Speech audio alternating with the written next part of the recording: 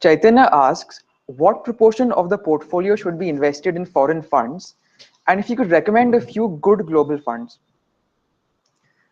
Uh, I don't think there is a thumb rule, and it's a matter of and if ideally one should be able to look at competitive businesses, the funds which are doing well, the ones which are extremely which are likely to sustain their performance. That should be the primary driver.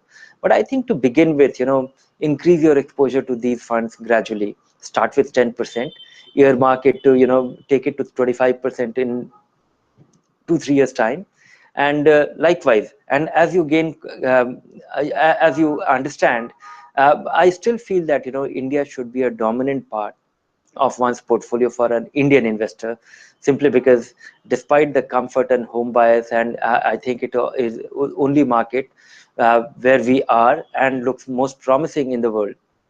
But at the same time, some of these global businesses which we are referring to, particularly some of the US funds, they are so they are filled with such great US companies which are which are dominant in global markets with their products and services, and those businesses are hard to come by for the those options, those investable investment options are hard to come by for Indian investors in the Indian market. We hardly have any such companies.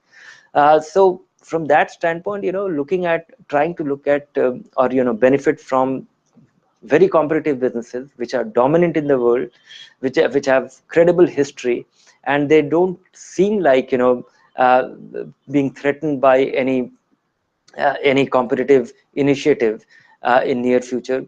That is the primary reason. The investment case for many of these funds could be very strong for you to consider them.